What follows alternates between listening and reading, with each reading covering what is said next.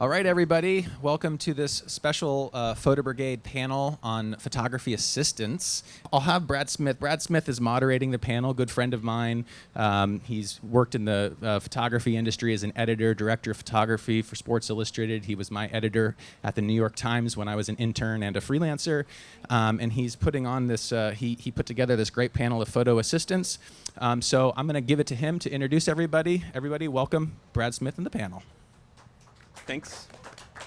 Thanks, Robert, and thanks Adorama and Photo Brigade for putting this on. We really appreciate the space and the chance to kind of express ourselves here monthly, and to get out of the heat a little bit is kind of nice. I wanted to start by saying that all the great assistants to my left here, all first assistants for various photographers, and as they kind of head into the world of photography, I decided this afternoon, about an hour and a half before we got here, to give them their first real crunch deadline and say, oh wait, I forgot. Could you guys send me photos of all your work and a picture of you behind the scenes, and you have 40 minutes, go. So that's how it's going to be from now on, just to let you guys know how it works. So I'll introduce straight down the line here, Briscoe Savoy. We've worked together before on a Greg Heisler shoot in Times Square with Darrell Rivas, where he was duplicating a Joe Namath cover, and that was a lot of fun. It was about 75 people there. It was a little crowded, right? So could you give us a little background on you? I'm originally from Maryland, lived in New York, I guess almost 20 years now, since June. I'm a portrait and travel street photographer. I don't know. And as you work for a lot of different photographers, yeah, right? I've always been freelance the entire time that I've been here, so it changes. I've worked with portrait photographers, still life photographers, right? Food, celebrity. A lot of different So, subjects. yeah. We're going to get back to that. Perfect. Chris Johnson, How's it going? nice to meet you. Thank you. Nice to meet you too. Thank you very much. And give us a little background on you. Originally from Florida. Me too. Went to college in Santa Barbara, California at Brooks Institute of Brooks, Photography. right. Okay. Moved to New York 2 weeks after September 11th and been here since. Nice. So, yeah, it's just been a wild roller coaster Well, ride, you know. Welcome to New York for Thank you. 15 years. Thank you. Missy Davis. Hi, I am originally from Texas. Have been in New York almost 3 years. Went to Hallmark Institute of Photography out in Massachusetts. And for 2 years, I was working under Steve Geralt, who is a predominantly food photographer, but does the occasional portrait. And I have just survived my first week of full-time freelance assisting, which is drastically different than having a set schedule Monday through Friday. Absolutely. Well, congratulations on that. Can I just, Thanks. a quick question. Is Hallmark a 2-year or 4-year program? It's a 1 year A intense 1 year intense program. Got it. yeah. Okay, so it's a speed up program. Yeah. And a classmate, were you in the same class together at Hallmark? We overlapped a little bit. John I graduated- Cospito? Yes. Did I say that I'm- correctly? Yep, Cospito. Yeah, I'm John. I grew up in upstate New York, Albany area, and I went to Hallmark as well. Graduated in 2013, and the week after I graduated, I started working for Joe McNally, and I've been with him for the past 3 years. Right. And Friday was actually my last day with him, because I am jumping off and starting a new job tomorrow. Right. A Now, I full-time saw shooting that job, in the actually. bio, but who Yeah. are you going to be working for starting? So I'll be working for VaynerMedia. They're a digital agency over on Park and 24th. Okay. So yeah, start tomorrow. Are you an full-time. in-house photographer for Yeah, them? I'll be a staff photographer. What One type of stuff will you be shooting? It's a lot of product in lifestyle kind of scenarios. So they have location, or they have studios at their office. So we'll be doing some in-studio stuff, and also a lot of location stuff. Okay. So I had a question with regards to the schooling, and the reason I mention is because a photo editor once mentioned to me that if they could go back and tell photographers, they would say they were less likely to send them to photo school at this point, looking back at what they know, and more likely to send them to work as assistants and take business classes and not photo classes. So you went to Towson, right? Yeah. So Towson, Brooks, Hallmark. And Hallmark, of course, was an intense 1-year program. But were there any preparation classes for a business point of photography at Hallmark, for instance? Was Yeah. there any business classes or any of that type of thing? yeah, and I think I kind of had a unique path because I did undergrad at a liberal arts school in Western Pennsylvania for entrepreneurship. So I had my 4-year degree in entrepreneurship. But then I went to Hallmark where they also, it's like 60% photography, 40% business. Oh, okay. So they do teach a lot of business stuff. Part of it is making your own business plan. They help you make a website, all your like design materials, like promos and business cards. So I thought So it was they really great, prepare you I for thought it was life after great, school. Yeah. It was very Correct. commercially based. Right. Yeah, Is Brooks not the fine same art. kind of way? Now I would probably say yeah, but when I was there, digital You've been out like photography- 15, 16 years? Yeah, 15 Okay, years. Sorry. When I was there, it was digital when it was in its fledgling stage. I mean, the school had a digital camera, and it was a scanning Right. 4x5 back. Right. An exposure would take, Yeah. 5 minutes to do a green, 5 minutes to do a red, and 5 minutes to do a Sure. blue, your cyan. So back then, I would say, Brooks was a very, very technical school. I mean, Right. you had to learn what was in film, like how it reacted chemically, why it Right. reacted chemically. But nowadays, with digital photography Right. pretty much being 100%, Right. in the industry, I would almost say, either a short, But what about the intense business program. point of view? Did they talk to you about business point at all? Did they They- talk to you about what it's going to be like to have a program to keep track of your bills and how to do a signing and make a bid and They all did, that kind of stuff? but those were kind of like, I guess less.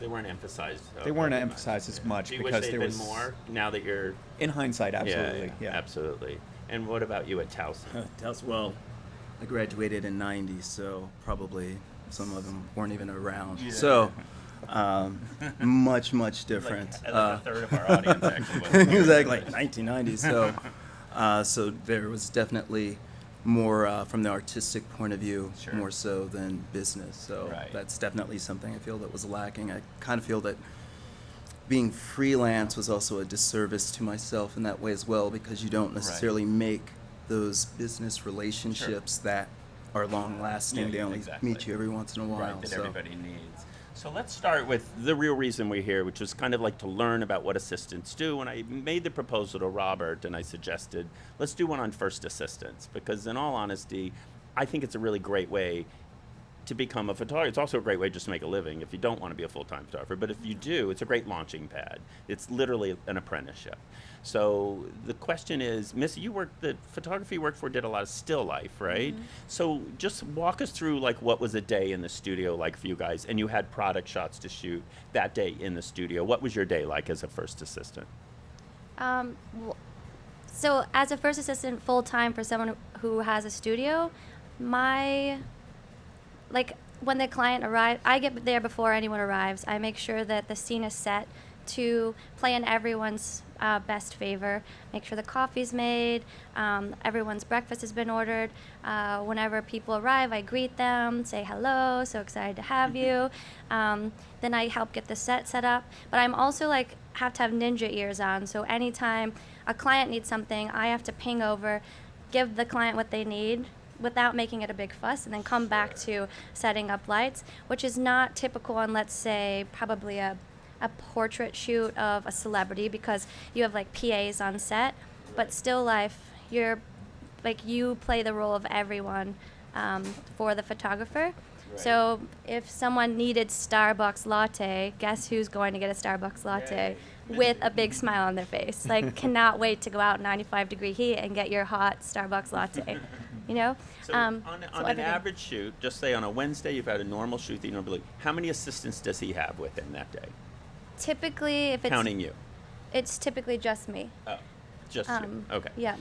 Unless it's an ad shoot, we might bring on a digital tech Right. or a second assistant if it's a lot of moving parts to it. But typically, And does it was the just client have someone there? Like the product, does the product representative have, if he's shooting something, let's just say for Pepsi, and is somebody from Pepsi or the advertising agency on hand as well? me. Yeah. So let's say if it's a Pepsi shoot, you're going to have Right. someone from the ad agency that's taken that Pepsi is their client, and they've Steve's agent has worked with that ad agency to get us the job. Right. And so we have the ad agency representation. We also have Pepsi representation, and then we have usually Steve's agents drop by, and then the two of us plus There's a whoever lot of we cooks brought in the on. kitchen that day, Yes. kind of weighing in. I see. Probably like 10 to 12 people. That's a lot. Yeah. Yeah, yeah. So, John, when you're working for Joe McNally, and you work exclusively for Joe McNally, Yes. right? Yep. So, how many, like, for instance, the shoot that we worked on together, Mhm. which was the David Ortiz shoot at Fenway Park, Yeah. right? So that shoot, how many assistants did he have that day? Was it 3 or 4? It was Callie and I. Callie is his other full-time assistant. Right. So he has 2 of us on staff full-time, like solely dedicated to him. Right. That day, I think we actually had Drew came back and was like just another set of hands, and Drew was his Yeah. former first assistant. So I think it was just the 3 of us. Because it was a really rush shoot out in the was- outfield. This was yeah. a photo shoot of a baseball player in Boston Mhm. after the, it was in October after the spring bombing at the yeah. Boston Marathon. Yeah. So then Boston won inexplicably. Boston wins the World Series, of course, Crazy. that year after the bombing. Yeah. And Ortiz is the hero of Boston, and Mhm. we photographed him with some policemen. So that was the shoot. Yeah. So it was really rushed. So you need more hands for that Yeah, type of exactly. thing, right? We were there, hours before, and Joe somehow got like 4 or 5 cover options for Sports Illustrated within like a 20-minute period of shooting with David Ortiz. So Right. we were there. Well, that was beforehand. directly because of the photo person who hired him, I think, had a lot to do with that, right? Yeah. That was Yeah. me. That's right. Absolutely. So we were there beforehand, setting up like a studio kind of portrait under like inside the stadium, and then we had a Right. couple different setups on the field itself. On the field, yeah. So yeah, we got like 4 or 5 cover options in. And Okay. under So 20 what was minutes. your day like that day? You drove up from Connecticut that Mhm. morning? Yeah, so typically Callie and I will do like a pack the night before, the day before. And then for a shoot like that where we're driving or when we're flying, it's always an early call time. So we were probably at his studio at like, 5 in the morning to leave because it's a 3-hour drive to Boston. And we get there, 9 o'clock in the morning around there. And then Big Poppy shows up at like 1 or 2. Yeah. Says he has Late. 15 minutes. Joe is very good at like getting him to extend it a little bit. Yeah. But yeah, I mean, you're on for like, 15, 20 minutes. Right. And then everything else is prep or, breaking down. Exactly. So then, Chris, when you shoot, when you're working for, name one of the photographers. You've worked for a lot of photographers, Yeah, right? And a lot of I'm- big name photographers. Yeah, I'm like Briscoe. Like my wife calls me a photographic mercenary for hire. Nice. So it's pretty much, if the phone rings, see a if I'm t-shirt in your available, future. I'll take it. Yeah. Every situation's different. I Right. mean, you could be in the studio and be doing a pre-light, and you have to light 6 different sets. Right. Or it's like the Ortiz shoot you guys were talking about, where you show up and you have someone of great importance for 5 minutes, Right. maybe even tops. Sure, sure. I've been on photo shoots where literally we've 3 gotten minutes. 7 frames, Yeah, yeah. and that's it. If you don't Yeah. get in 7 frames, that's it. When I was at Sports Illustrated, when the client, the sports team or the athlete or whoever was reluctant to do the shoot, I used to break it down into these 3-minute increments. And I used to explain to them, I said, all you have to do is give me literally 180 seconds. Yeah. And when I word it like that, then suddenly they were like, I can give you 180 seconds. And I said, okay, that's all I need, 180 seconds. Yeah. And then they were, I wouldn't say more likely to show up, but they showed up sometimes. And it seemed less painful, I think, once you take away the minutes part of it and start seconds. And because they really don't want to be there Yeah, a lot absolutely. of the time. So, Or surprisingly for some of these people, they're actually pretty nervous, just like anyone Yeah, else. yeah. They're all just human beings. yeah, you nobody know. really wants to get their picture Yeah. taken. No offense, but it's really painful. Yeah. So, when you work for all these different photographers, and Briscoe, you as well, and the two on the left there were working, Missy and John were working more specifically for one person. How does that differ as you go from working for Bob on one day and Cindy on another day and Dave on another day? How does the personality change for the photographer, and how much do they dictate what you guys kind of go through that day? It just really is. You just have to learn how to just be able to get along and work with so many different types of people. Right. Some photographers are excruciatingly demanding. It's almost like they want you to be their personal assistant as well. Get coffee if they need to, or Sure. whatever. And then other people just walk in and say, make it look pretty. and then they just walk away for an hour or two, and you're kind of like, okay. And at that point, you have to go and talk to the art director and converse with them and say, okay, what are we doing here today, guys? You know, how can I help facilitate what we need to get done? Right. But at the end, Briscoe, you're like putting your ego aside Well- and saying, whatever you need, I'm here for you, right? I guess I approach it as far as treat their job like it's my job. Yeah. I think that that's what I would want if I'm hiring someone to work, because ultimately you don't want to have to micromanage the person that you trust with doing your lights. It's just like, this is what I want. Right. And then of course you do your exposure, they come, they usually tweak it, make their magic. Sure. But a lot of it's based on personality, and there's some people that unfortunately that it just, my personality didn't work well with them and vice versa, and then Right, you right, just, right. as freelance, it's fortunate that you don't have to. And then of course there are other people that you know their personality, and as a first, sometimes when you have to hire the rest of the crew, like Chris and I, we worked together, I'm trying to remember which job we worked together on. But you're sure Jonathan you did. Mannion. Yeah, it was Jonathan Mannion, and we remember which job it was on. And he's very high energy, Yeah. and things are very quick. Right. And digital, it slowed down a little bit, but from the film days, working with like someone with like Jonathan Mannion, Kwaku Alston, Gregory Heisler as well, they Right. work with several different film formats, and so Yes. you would have to also anticipate. Right. They're shooting this, counting Right. frames down before changing the back, Right. switching to the next camera format, switching to the next set. Sometimes, Right. like you said, if they're only going to have the celebrity for a brief period of time, Mhm. and they want to try and get all their shots Right. done, they don't want to dilly-dally and focus too much on Right. one thing or Because they're going to nitpick. lose the interest of the subject. Exactly. And Greg works very fast. Works and will extremely shoot a fast. minimal amount of frames, and he's Yes. done, Yes. which we know from Yes. experience. Exactly. So that's Yeah. helpful. Yeah. So let me just ask you, if you could name, John, I'll start with you. Name one. In your case, it was Joe McNally, so we already know who we're talking about, so you can't say anything bad. But it's name the one thing that you will take going into this new job, where you have a new position as a photographer full time. What did you take away from learning from Joe that you're going to bring with you? Honestly, the way Joe handles people and relationships is like unlike anyone I've ever experienced, and no one, I think I can honestly say, like, no one who's met Joe can say anything bad about him, because he's That's just an amazing guy. And just watching him handle situations that are not the easiest, and you know, he might not have the best situation on hand, he always handles it with grace and humility, and Right. just like gets through it all, and he instills confidence in the client Right. by doing that. Right. So that's something huge that I'm going to definitely try to take with me, and just how I handle clients, everyone on set. He was always very Sure. respectful to us. Sure.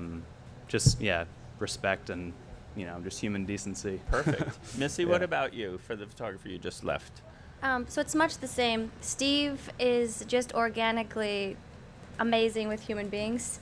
He doesn't even try to maintain contact with people. He just does it because it's in his bones, and that's really nice. And I loved watching him do that. He's a phenomenal businessman. Like, my ability to negotiate a rate is amazing now because he taught me so much about when to walk away, when to stand your ground, but to always do it with grace and kindness. Right. Yeah, I think That's a those big are the plus. two. Right. Because there It's will be amazing. jobs you'll turn down, right? Did you see him actually turn down jobs? Just the price wasn't right or whatever? You It's- witnessed that? It's not that the price isn't right, because it's not, I'm only getting out of bed for this amount. Sure, sure. It's, here are the hard I didn't mean it costs. like that exactly, No, but I know, right, of course. But I think that is sometimes the Yeah. interpretation for people. Right. He would just break it down really mindfully for people and say, here are my hard costs. Right. This is where I am in my career. So on a normal bid, this is what I would be making, Sure. and here's where I will negotiate with you. Okay. But if we can't come to an agreement, then I think I can suggest some photographers that are maybe starting out and would work with Right. what you have to offer. Right, I see. So, Chris, since you and Briscoe both have worked for a longer list of photographers that we're kind of dealing with, without, you can name them or not name them, but what is something that you will take with you as, you pursue more and more freelance work on your own and become more of a photographer outstanding? What will you take? What's the most important thing you think you learned from one of the photographers you worked for? I'd say almost just having integrity. Just being true to yourself, Mm-hmm. you know, just being able to get along with people professionally, you know, kind of Sure. like what Missy was saying is, you know, it's like if you can't do a job, you know, decline it gracefully with, you know, being polite and professional, Sure. you know, and do everything you can to help them because Yeah. they may call you for the next one. That's true. You know, Yeah. so yeah, I would just say, Like you even know, recommending somebody else who might Yeah. be a good for them. Yeah, good fit. absolutely. Even clients really appreciate that. yeah, They even really do. in assisting with photographers, if I Yeah. can't do a job or if the budget is too low, Mhm. you know, I gladly refer somebody else to do it, Right. because you know, just it'll always come back to you, Absolutely. you know, in a good way. Right. And you? I would say really the bottom line is just have fun, because it's really It's photography. it's photography. I mean, it's not brain And surgery. it's You not know, it's like conflict photography. you know exactly, Right, and right. and what we work with, yeah. Sure, absolutely. But something like that, people want to have a good time, so Right. that's going to want them to hire you again or work with that photographer Right. again because they recall having a good time or a good Yeah. experience, no matter how. Yeah. I'm a firm believer that at the end of the day, people want to work with people they want to work with. And they'll sacrifice a few other things to work with people they enjoy the company of, because Yeah. it's inordinate amount of time you're spending with that person. Like the David Ortiz shoot, leaving at 5 in the morning, getting home late at night. It's a long time to spend together. Right. Yeah. So Joe is thinking, yes, this person may be a better assistant on some levels, but I don't want to spend 12 hours with him. He's kind of a jerk, you know? Yeah, So especially on the road. yeah, Yeah. I get that a lot, by the way. I don't really want to hang around with Brad for 12 hours. So none of you mentioned anything technical, anything photographic that's like high on the list of things. Did you learn photographically stuff? I'm not saying that you didn't, because obviously you had to learn something, but is it more like to explore equipment? Is it more a lighting technique? Is there something that they did that you're like, oh, I never thought of that, the way they approached from a technical equipment point of view? Is there stuff you've learned, John? Well, yeah, I'm sorry. I had never really worked with speed lights as much as Joe does. And I've come to find like a lot of uses for them by working on shoots with him and seeing how he uses them. As you know, he'll use it as like a main light, add a bunch of speed lights together to use a big, like, in one light to make it a huge, soft, beautiful light. Right. Or he uses them, you know, as accent lights and backlights and just places them all around to just augment the natural light. And Okay. and it's just cool to see him work with Sure. like these little lights that make Right. like a whole scene come to life. And Right. it's just, and we've done that on so many shoots now that it's like almost ingrained in my nature to almost like kind of start to think like Joe Right. too, which is cool. I mean, I'll never get to his point probably, but it's a cool thing to have in your back pocket. Is like, Right. I can use speed lights pretty well. Well, you know? people like Joe Yeah. McNally, Greg Heisler, I mean, they're known as like master lighters. I mean, that's one of the things they do. They can create any kind of environment with the lights. I've seen Greg's show a lot of times because I've presented with him at various places, and I've just seen his show, and he'll show you these photos that's taken like in a window, and it's like dark outside, but then you find out it was like completely bright outside, but he did it anyway. He does the lights, and not a way I fully understand because I'm not a photographer, but it's fascinating to watch, and Yeah. you have to, some of that has to rub off, right? on Right. you. Well, yeah, I was just going to say, Gregory's definitely one of the photographers that I worked with that really wowed me as far as just Right. not only just his approach from taking an image, but just seeing something that's very simple. So that's why I Right. kind of like environmental portraits and kind of creating something out of nothing. Sure. Or just when something not working at the last second.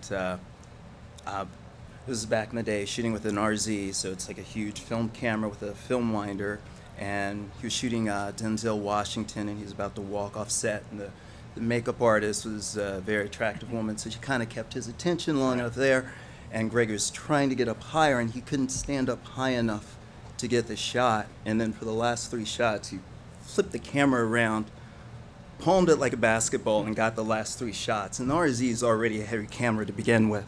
But he's standing on his tiptoes on an apple box. Bang, bang, bang. Okay, we got it. Nice. And one of those shots were the ones that was used. So it's just literally you're there like, whoa. Wow. You know, so it's like, kind of gives you chills every once in a while, you know. It's nice how it You know. works.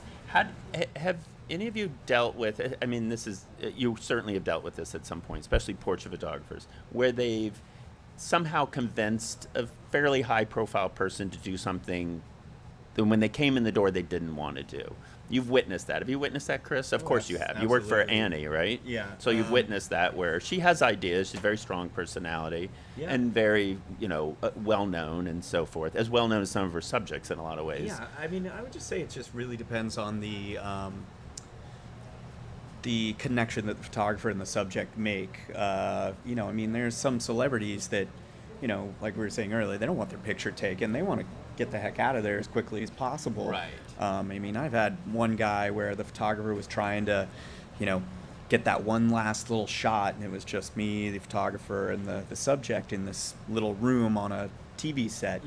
He tried to get the guy to just do one little quick little headshot, and the guy goes, okay, fine. And he turns around, he kind of starts tucking in his shirt, and he's wearing a suit, and then he just drops his pants and moons us. Nice. And then just says, I'm done. Nice. And then just walks out of the room laughing to himself. Perfect. So sometimes it can go completely opposite of what you'd be trying to Sounds get, like a get Christmas to. card, though, for him, right? Yeah, I guess so. That'll work.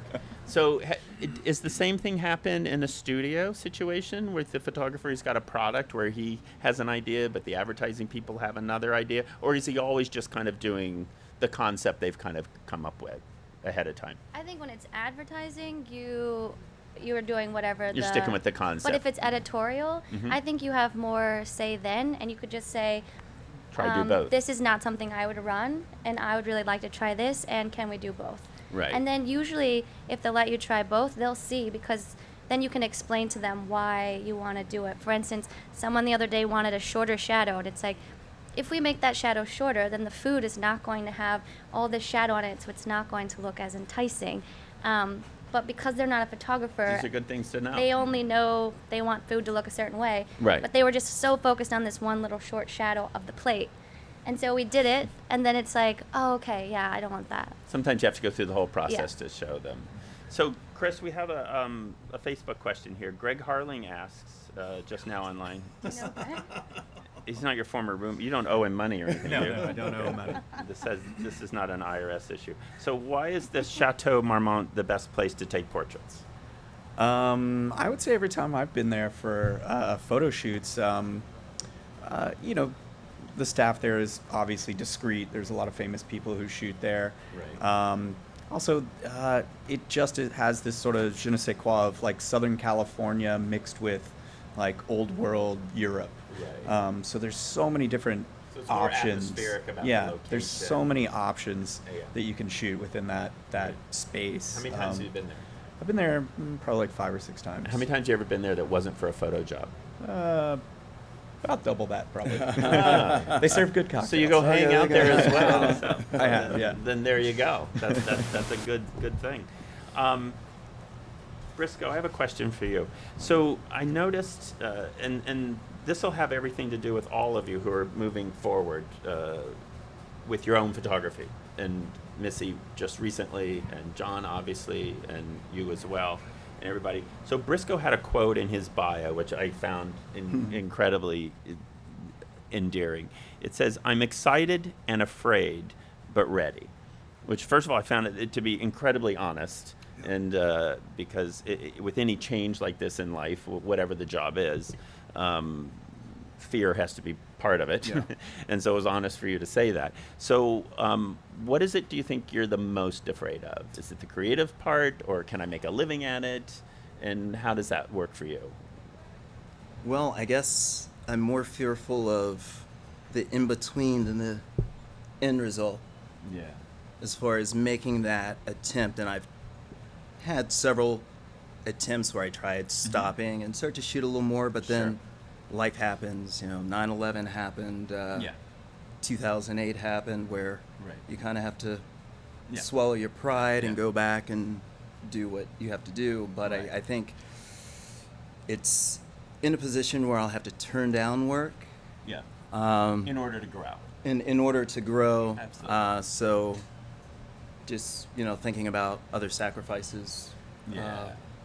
Is there a fear factor for you at all, Missy, as you move forward and out of the comfort of the, steady paycheck and all that kind of stuff? And Yeah, I was doing fine, and then yesterday I woke up, I'm like, oh my God, I've had a whole week of like, I'm not going to get paid next week. Yeah. Uh, That 30, 60, 90-day thing is really Yeah. Yeah. And then I'm Yeah. like, I forgot to ask what that magazine's net pay was. So when am I going to get that check? And Yeah. You start floating a lot of things. yes. Yeah. So I'm nervous, but I'm really excited. Okay. I feel confident, Good. but scared. But you're going the opposite. You're going from one steady job to just a different steady job. Right, yeah, which is interesting. And it kind of came up, not last minute, but like I had kind of set myself on freelancing because I was like, I talked to Joe at the end of last year actually that Right. like, you know, I'm ready to move on. I'm going to, you know, not sign on for another full year. So starting like January of this year. Can I just back up for a second? Sure. How long did it take you when you formulated that in your head and then you actually spoke to Joe? What is it, an hour, a week, a month it took you to get up the nerve yeah, to kind of months. have that conversation? It took me Months, yeah. Yeah. Yeah, it's a big conversation. It's like telling your dad you're going to move out of their house. Exactly, yeah. And It sounds like a great idea until you move out of their house. Exactly, yeah. And it's funny you mentioned dad, because, like, yeah, I mean, at this point, Joe is like family. Like, it's a small operation. There's, you know, 6 people there full time, and it really does become Yeah. a family. So Right. it's definitely hard. But yeah, so it took a while to kind of think about what to say and how But to say he was it. incredibly encouraging, He's right? he's always supportive, always encouraging, and yeah, he just wants to see us do well. Yeah. And yeah, he's. I think he's the great thrilled. thing about Yeah. Joe, and I know Greg, and I'm assuming for the person you've worked for and the people you've worked for, is that not only are they encouraging in that initial conversation, because the fact is they have to now go hire somebody else. And that is kind of annoying for an employee, but nonetheless, it's part of the process. They'll also be, knowing Joe and Greg especially, encouraging a year from now if you have a question, or 6 months from now if you have a Yeah, question, right? And absolutely. now you feel like you have kind of a Exactly. mentor thing going where for sure. you're colleagues in a way, but you know, Yeah. it's still you're still learning from them, right? It's amazing, yeah. Joe Yeah. and Lynn both, his studio manager, because she's Right. like the business side of things, Yes. and she runs, you know. Oh yeah, I've Joe's dealt life. with her before. She's amazing. She's yeah. terrific. Yeah. So that's actually who I learned like most of what I know about business. The from. business part of it. Yeah. Sorry, what was the original question? The original question was like, what was the conversation like when you had it with Joe? Uh-huh. Was he encouraging? Oh, and yeah, How yeah. long did it take you to have Absolutely. that conversation and everything? Took a couple months to have the conversation. And just going from full time to full time. Yeah. So yeah, at a certain point, it didn't look like any full time things were panning out. So I was like, all right, at one point I had said August, either way, if I have a job or not, I'm Mhm. moving to New York and going freelance if I don't have a job. Right. And so I think in April or May, I threw like a couple last starts at the wall, and Vayner was one. Right. And that kind of came to fruition, which see. I'm actually really pumped about because, I mean, the full-time thing is nice, you know, having a steady paycheck, and also there's a bunch of things in my life happening that where this is, you know, A good good for me time. right now. Yeah, Right, it's a right. good way to get me into the city. Because there's never a perfect time. There's never, yeah, never. You a just perfect have to time. kind of roll the But yeah, dice at some point, exactly, right? Yeah. And I think like down the road, my like long-term goal is to be shooting for myself. Yes. But like I do want to grow a career with Vayner and see where that goes. Right. So yeah, I mean, Okay. I'm definitely blessed to be able to have like a full-time job to That's get me good. to New York. I just wanted to get to New York and get something like Right. steady, you know. Don't we all? Yeah, Yeah. yeah. So That's why. yeah, right. And then you We'll get see what here and happens. say, wow, this is really expensive. yeah, yeah. So I'm gonna roll through the photos. Is that okay? Got some questions on Facebook also. Oh yeah, go right ahead. I'm sorry. Okay, so got a few Facebook questions from Greg again and also Marie. We'll start with Marie. She says, thanks for this panel. You spoke briefly about how painful it can be to have your photo taken. Can you speak more about this? How do you help people feel relaxed in front of a camera? Tips, tricks? Think of something else. Think of something else. Other than being photographed? Yeah, I guess. yeah. I like to do research on who we're photographing beforehand. So let's say you're photographing someone, you know they have their book coming out or they have a show premiering. I'll just start talking to them about that because then they're excited to talk about it and they realize, oh, you've done your research. So it kind of warms them up and then they forget that they're having their picture taken. And so I Yeah. think you often get some of your best images because they're just candidly talking to Right. you. And so you get just them, and then you Right. can say, okay, and we're going to take some awkward ones now, and then you get Right. it going in that way. I've always It works thought with for the me. athletes we photographed in the past, I'm sorry, that one of the things that's really helpful is not to talk about the sport that they play. I mean, if we're photographing a football player for Sports Illustrated, for instance, I mean, the last thing they want to talk about is football with like an idiot like me. So if you could find anything else they do, if they hunt or they collect cars or they're from some part of the country you've been to, much better conversation than the real reason they're there. You know, I think it just, I think it just drives them in a more casual, organic direction, I think. So, did you have another one? Yes, and then Greg, this one was directed at Chris again, but works for all of you. What's the most dangerous, ridiculous thing that has ever been asked of you to do by a photographer?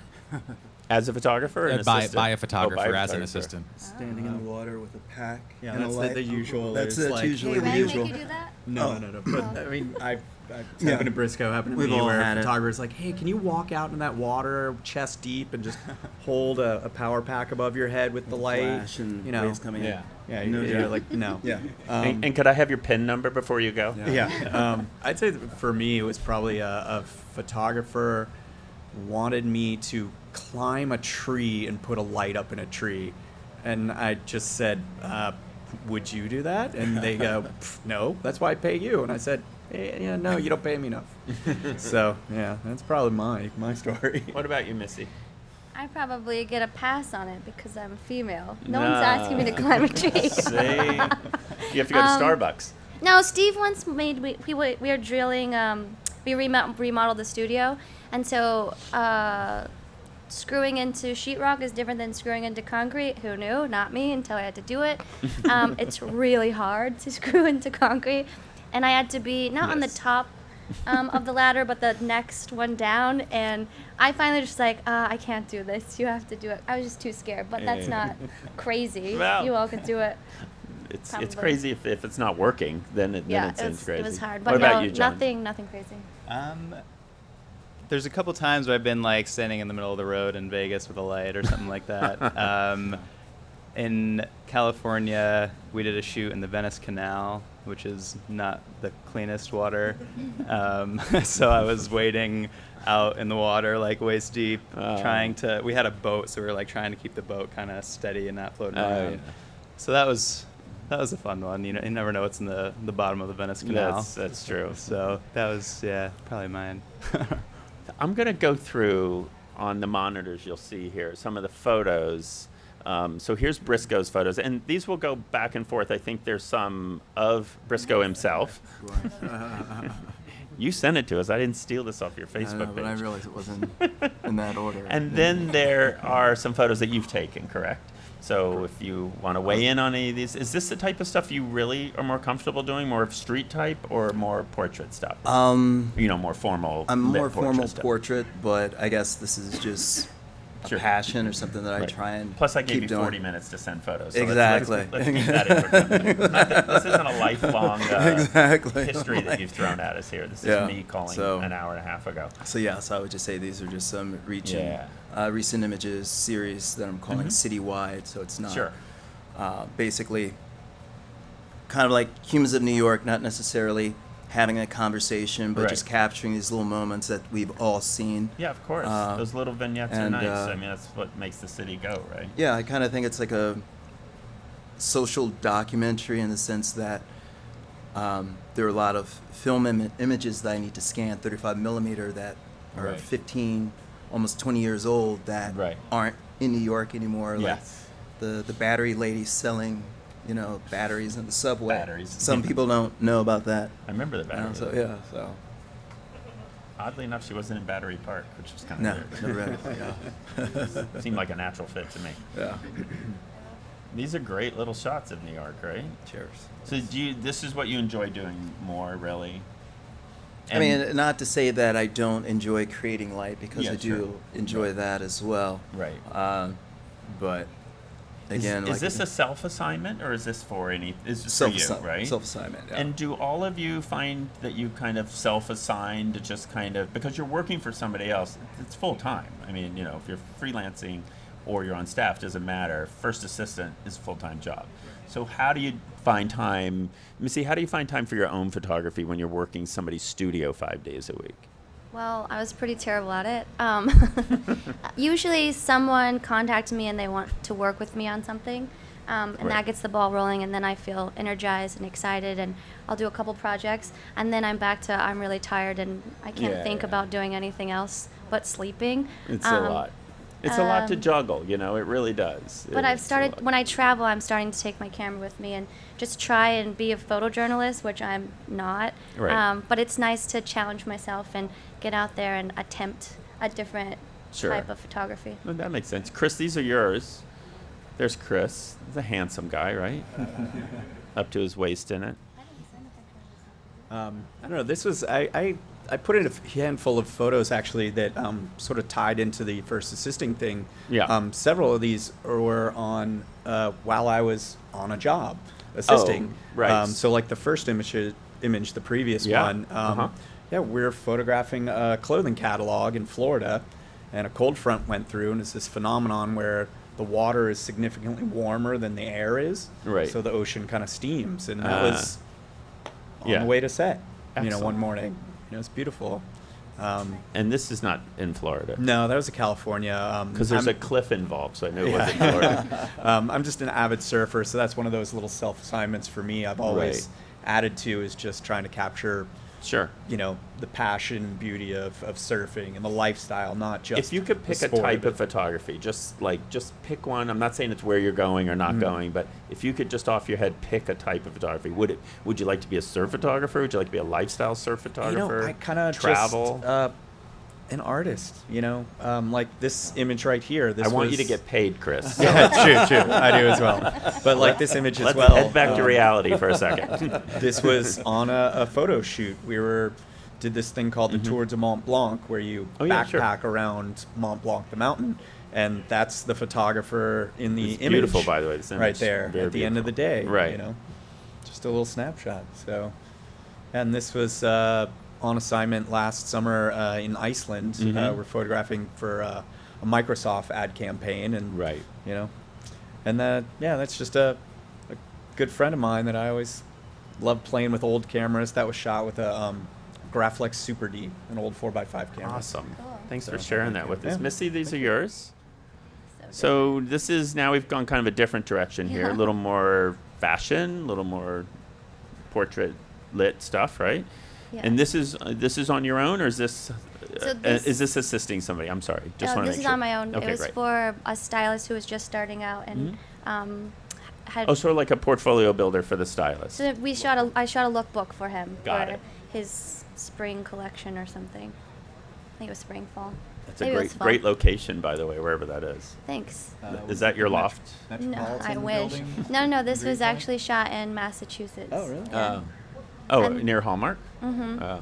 And then I put this in because this is some of my paid work. So it's so different than the work that I love to do. Yeah. But it is the reality of the industry that often people want you to take pictures on white. Yeah. And then this is when I went to Vietnam, when I took my camera with me. Some travel work.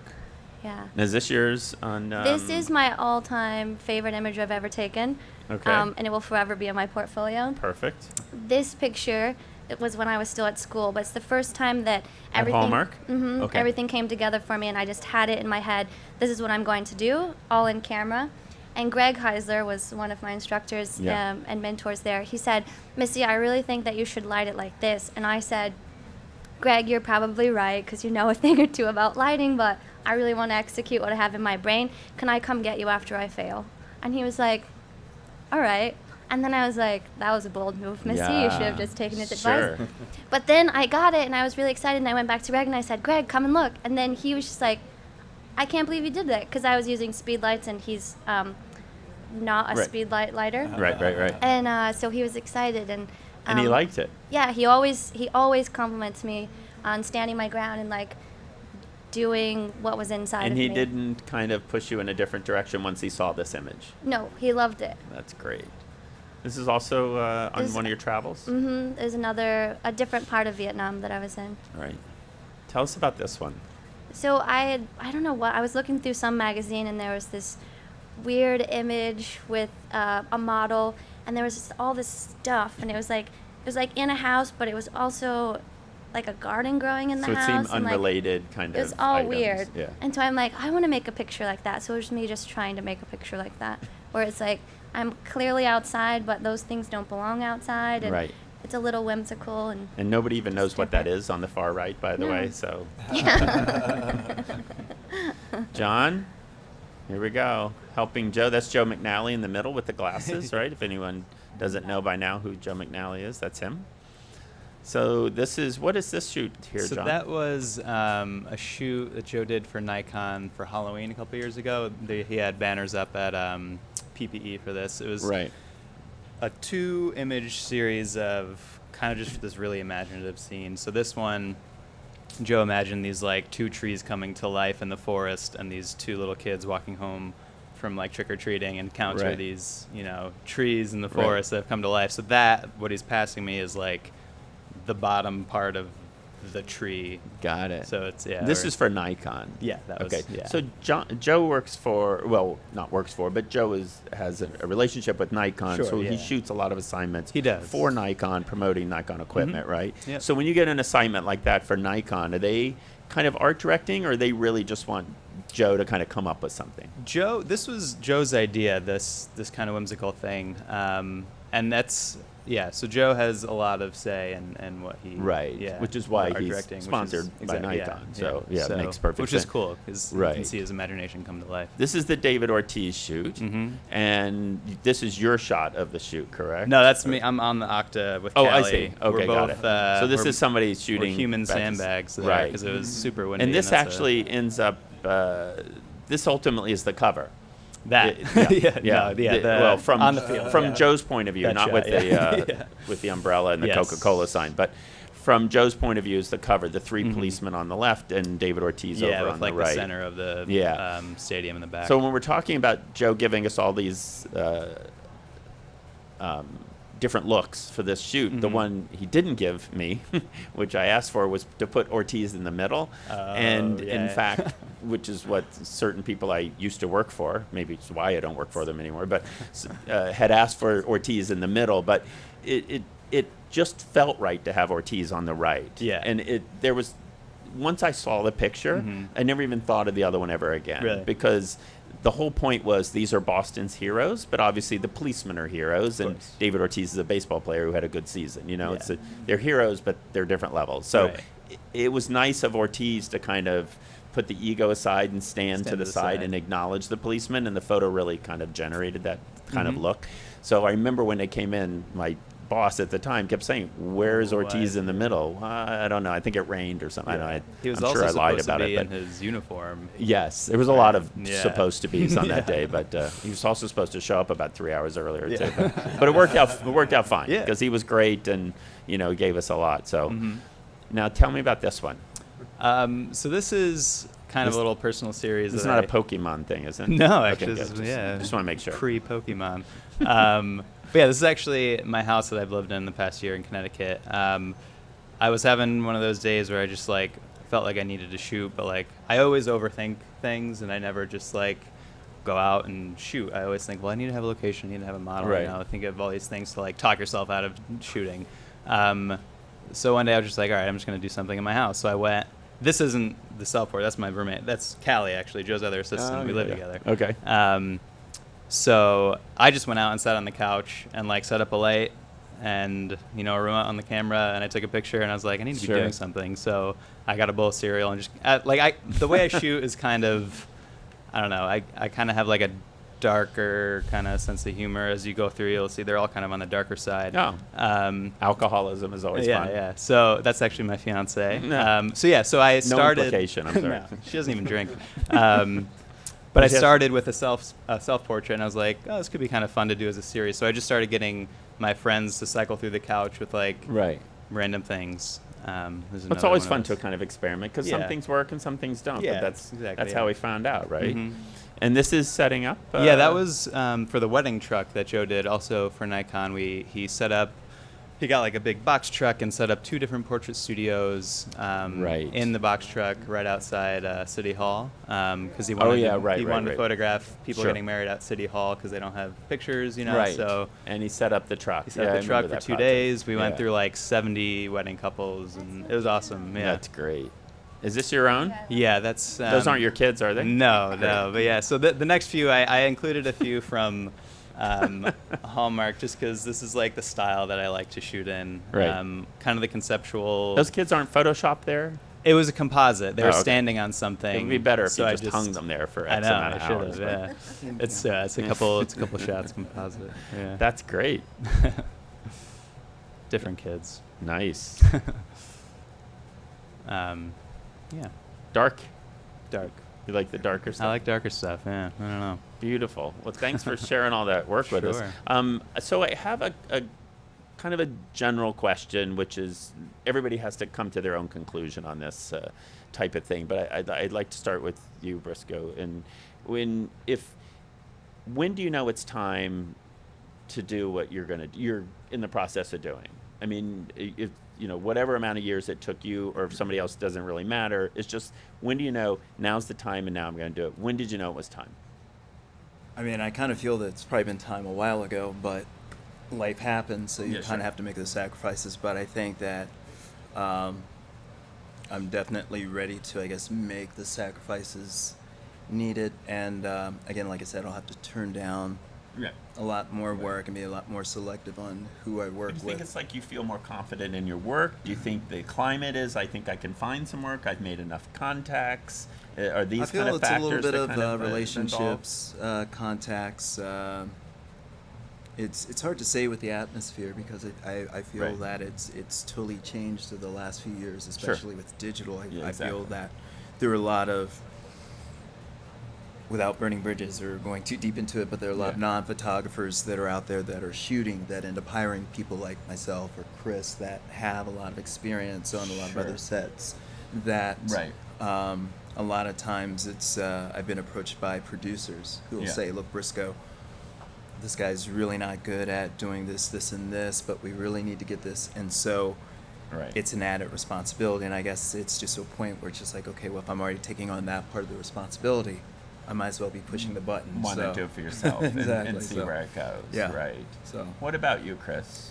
Well, honestly, my answer is kind of a little off topic because I honestly don't want to be a photographer. Perfect. A handful I'm so of years glad ago, I have at least one. no, I made a very conscious decision. Yeah. I was kind of fed up with dealing with clients and being on conference calls and putting in Right. 40 hours of work to not get a job. Yeah. When I realized I'm a really good photo assistant. I'm really good at lighting. Right. Like Briscoe was saying, I work a lot with a lot of photographers who don't have anywhere nearly as much experience on set Sure. or lighting as myself or other contemporaries. Right. So yeah, I realized I just had a lot more fun just being an assistant and Right. lighting, That's- and it's very lucrative. Right. So not everybody has Yeah. to go off to be a No, you don't. photographer. They can Yeah. stay as an So- assistant right. and still feel fully So- fulfilled and successful and all the things you want to feel, and Yeah. everything's perfect. then, right? Absolutely. So photography Right. is for me now. Perfect. So, So yeah. 6 months into the year, we're halfway over with this year. How many Mhm. photographers have you worked for in 2016? I don't know, probably around 30 or so. It's a lot, right? Yeah. So you have to build in, obviously as a freelancer, you have to build in your own personal time, vacation time. Absolutely. I got a Yeah, wedding they- to go they- to or whatever it is. You That's what know. they always say the one thing you can do to guarantee you're going to get work is book a plane ticket for vacation. There you go. Because inherently somebody will always call you right then. Well, I think photographers are somehow, it's an algorithm with Expedia, I think, or something. So Missy, what about you? When did you know it was time to kind of leave? Because that's recent for you. You just did it, right? When I was ready to start over, that Mhm. was one of the big things. Like, oh, I'm going to be starting from the bottom again. Right. And then just when I felt confident and like I wanted to feel challenged in a different way again. Like I did my first move to the city where I was like, oh, I need to find a mentor and a full-time job so that I am constantly learning and growing as a photographer so then I can go out on my own because that was my Right. like my whoopee of like I just moved to this big city and I don't know if I can do it all freelance. Right. So it was ready to start over and just Sure. start the hustle again, and then ready to just challenge myself in a different way. Right.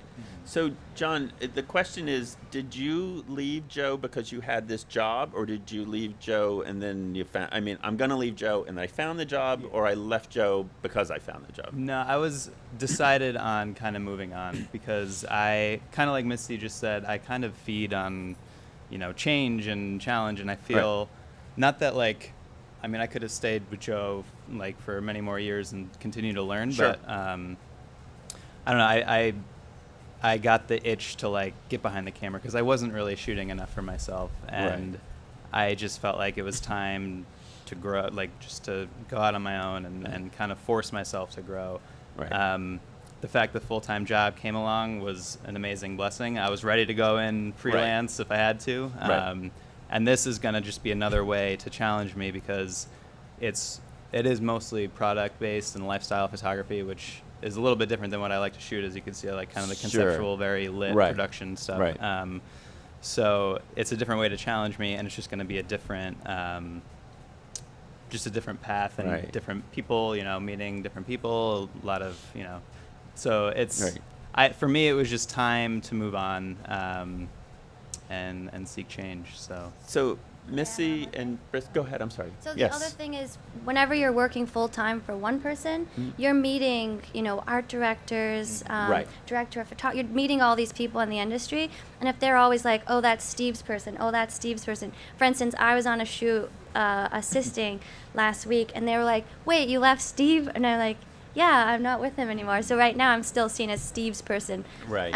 So if you want to be a photographer, it was always told to us, like, don't stay more than a couple years working for the same person, because Right. all those people in the industry aren't going to look at you and say, you want to be a photographer, because I just keep seeing you year after year after year after year with the same Right. person. So you don't have the ambition. Yeah.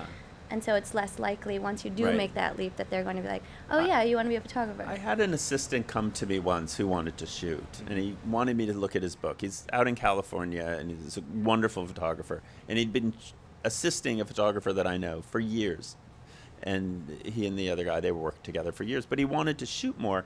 And then I found that he was kind of into the portfolio thing, but not so much. Really, I think he was only like halfway into it, He couldn't break himself away from the photographer exactly because he knew that's where he was. But, if you have something for me, let me know kind of thing. It was like, so he didn't have his foot. You either have to make the commitment or you don't, right? I mean, I think that's kind of how it is. So for Missy and Briscoe especially, you have a full-time job, so it's a little different. But for the two of you, if at some point you give this X amount of time and you just say either financially or whatever, it's not quite working the way I wanted to, would you go back to assisting? And if you did go back to assisting, how would you feel about that? Like personally, how would you feel about that? Well, I guess where I'm already there now. Most of the people that I work for, it's bigger jobs, high-end commercial jobs. So Sure. I'm already not in that league, so I don't Right. necessarily feel as though I'm going to be there. But then if it's more of an editorial job or something where I know that I would be in direct competition, then Right. I do not work those sets or those Right. jobs. So, Right. so then that way there's less confusion if someone sees me one week with my portfolio and then the next Carrying. week they see me on set for someone Right. else.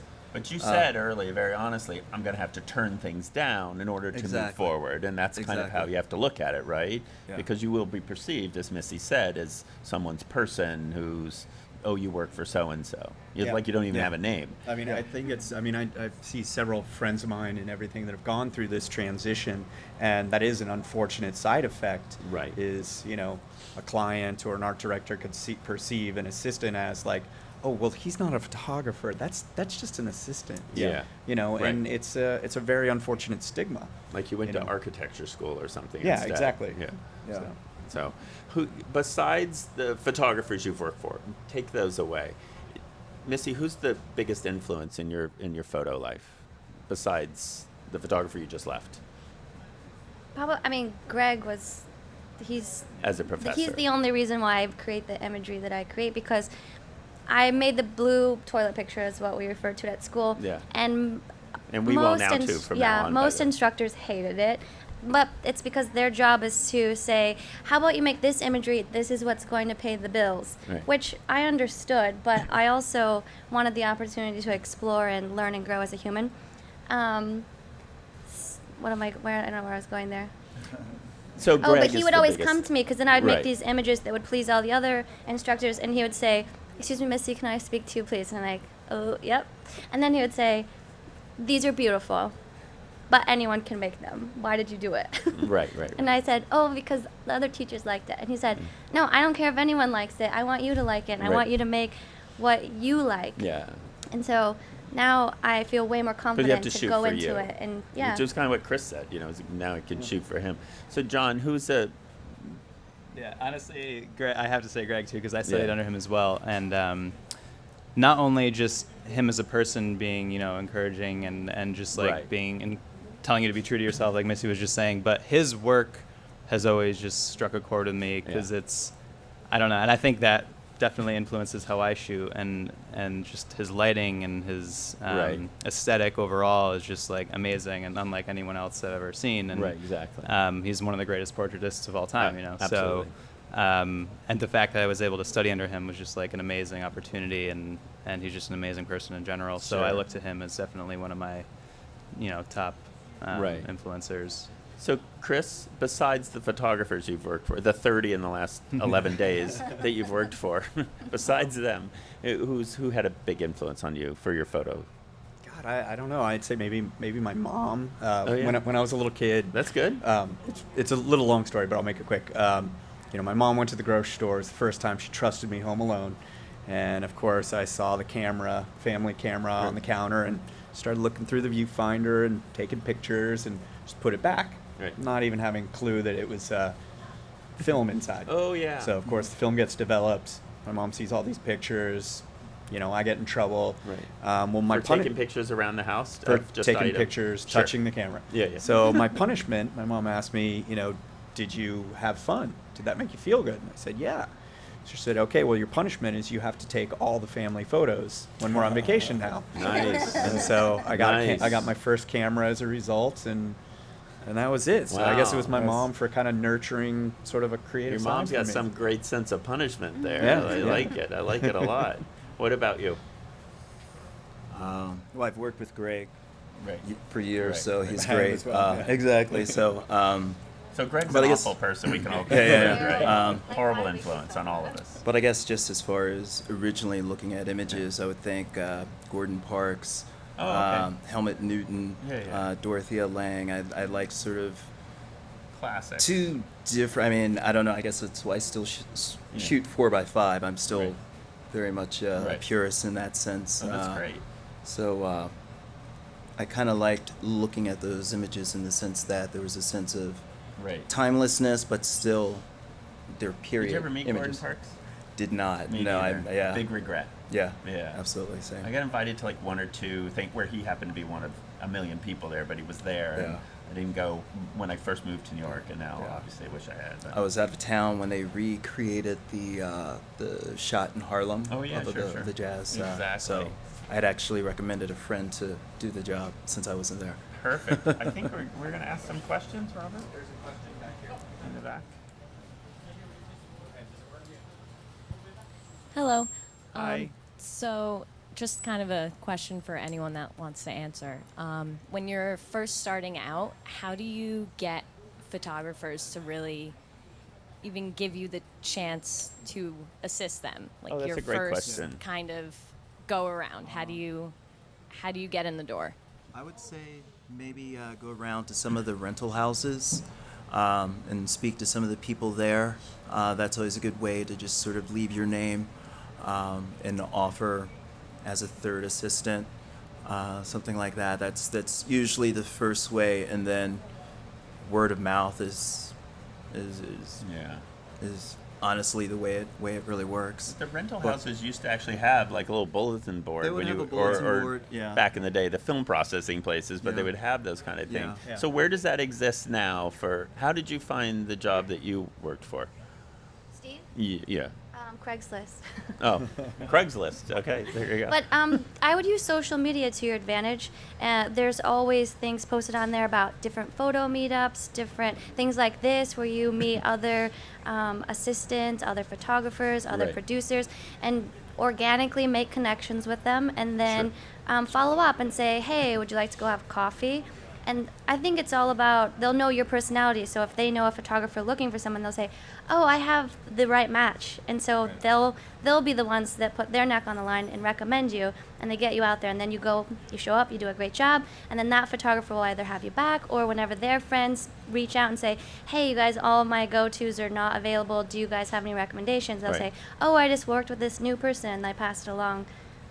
A lot of word of mouth. I would just get yourself out there meeting people. It's a big deal, especially in New York City. Yeah. The only thing I would add is just, interning if you can afford to work for free, of course, but also just persistence. If you see a photographer whose work you really love and you feel passionate, call up Greg. Just say, hey, I saw this panel. You sound amazing. Everybody talked about you. Yeah. So when can I come work for you?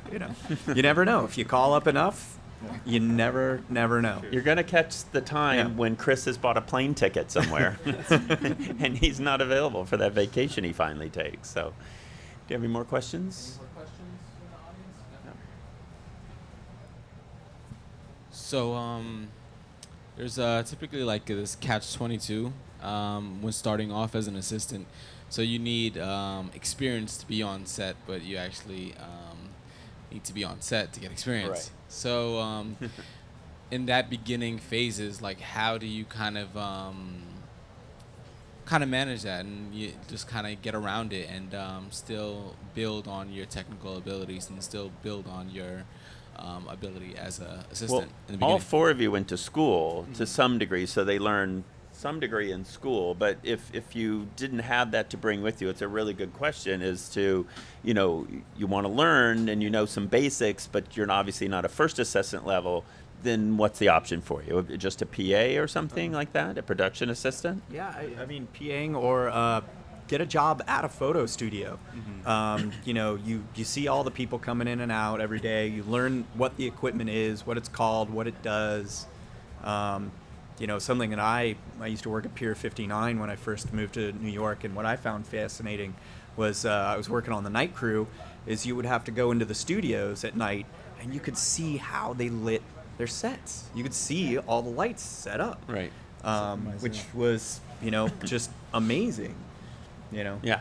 But I'd say work at a photo studio or Yeah, I would say definitely try and go to one of the rental houses, whether or not the equipment going out, but even the photo studios like Pier 59, Milk. There's always a turnover.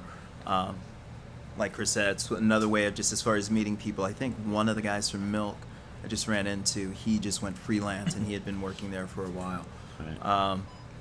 But yeah, other than that, I just, again, like what everyone else said, just sort of be persistent and try and speak to people whose work that you like and try and get on their set. Right. And I mean, then, I guess the key answer to sum it up is that there's more than just the first assistants. There's an entry level where you can learn those things to get to this point. So you don't have to start with this point, right? So well, no, I think what he was asking is even just to get to that point, to even get on as a Oh, second yeah, or yeah. third Okay, or something like okay. that. Meet some first assistants. Yeah, I was gonna They're say, always yeah. going to need to build a team, and Yeah, if right you're, here. if you have a good personality, and if you say, "Oh, all right, I'll email you or I'll reach out to you," we'll follow up, because most people in this industry, they get where they're going because they actually do follow up, and they say, if I'm going to email you back in 2 days, well, they make their spreadsheet, they put it on their calendar, whatever, they email back in 2 days. So follow up with people, just meet people. Don't have an ego that's like, I'm not going to be on set as that. Like, I really just want to be this. Just get yourself on set. So then, just on set as a PA, like, yes, you're kind of doing the grunt work sometimes, but you're also meeting so many people and making connections. Like, I got my apartment because I was an intern on a shoot, second intern. So I was like the absolute nobody on this shoot. So I was just like randomly picking up garbage, doing whatever. Well, the producer noticed and then said, hey, will you PA on this shoot on Thursday? And I said, I don't know what a PA is, but I'm sure I could do it if you tell me what I have to do. That was really my response. And she said, well, you basically just did it all day today. And I said, okay, great. Where do I go? I'll do it. And now, like, prop assistants, I'm doing that next week because, well, I want to be on sets and I want people to know that I'm a freelance now. So there's nothing, there's no job on a set that I'm like, no, I'm not going to do that. I'm just doing it to get myself out there. Right. And also don't get discouraged if people say no. Yeah. Because that doesn't mean no, that just means I don't need somebody Right this now. time, right now. Yeah. Yeah. And stay off your phone on set. Yeah. Sorry. Oh, yeah. Keep your phone in your pocket. I mean, honestly, that's just one of the littlest things is that people can sometimes be on set and forget and just being mesmerized on your phone, and there's a time and place, and that's just something that you think that you shouldn't have to say, but you would be surprised how many times that even people that have been on set for a long time that know better can be on their phone. So Perfect. sorry. Just be very present and just like always be looking for ways to help, even if it's not necessarily your job. Just like look out for people's needs. And like Misty was saying, talk to other first assistants. Like they're going to be more approachable and maybe more accessible than the photographers themselves. So reach out to assistants, reach out to anyone in the industry. There's always these meetups that Misty was talking about too. On social media, you can find them. I know Photo Shelter does they have a bunch of resources, and I think they started doing this Third Thursday, it's called, where they just bring photographers in. You work for Photo Shelter? Yeah. So they're a great resource. Look into them. Yeah, and just when you do get on set, just have like the best attitude, be super excited, like say yes to anything anyone asks you to do, you know. Well, Yeah. not anything. I'd like to throw in coming to events like these is exactly the right thing. There are so many, events that you can do. There's beer and wings. There's just all these different types of photography events where you can meet these people and say hello. And so you're doing the exact right thing right now by being here.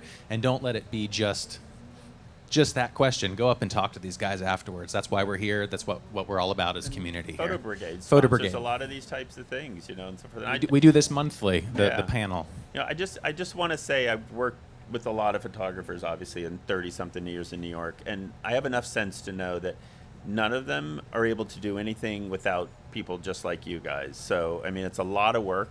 They're really good at what they do. They make the photographers look good. They work together as a team. It takes a village. It's not just one person. So, you know, you guys do tremendous work, and we all know that there's no show without you guys. So, it's a great job. Yeah. One more question, please.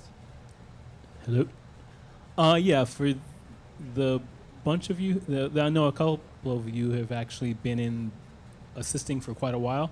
Can you tell me about some of the things some of the differences? Because, well, I actually started assisting in like '85, and so I remember New York and how assisting was then. Yeah. And I just come back here from LA, so I'm just curious to find out what the assisting is like now in New York. So how much the climate has changed in the No 20 messengers. Definitely no film messengers anymore. Yeah.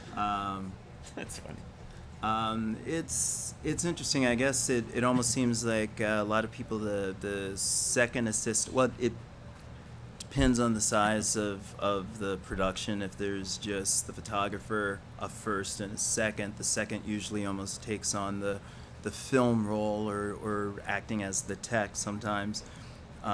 When there's a proper budget, then there's a person strictly just dealing with the files, which is ideal. And then there's the two assistants. Right. And then a lot of times, I guess, as far as being the first and thinking about putting together the team, a lot of times, like with Greg, because he's teaching now, a lot of his assignments are last minute, so he'll usually give me a call or an email the day Right. before. Hey, are you available? This is what's happening, and then usually it's trying to put all the pieces together very quickly. Times Square. Times Square, exactly. Yeah. So sometimes we'll get a chance to kind of Right. walk it out, sort of map it out, Right. and have to figure out what the equipment is to order, get the equipment. Again, it's all based on budget, Yeah. whether you're going to pick up the equipment yourself or get fortunate enough to have it delivered by van, but then meeting the van. I think that one of the things that has changed is that, and I'm not the assistant obviously, but it seems to me that the business you and I broke into was all print, for one thing. Yeah. And it had deadlines. Unless you worked for a newspaper, it was like your deadline was Thursday or next Wednesday.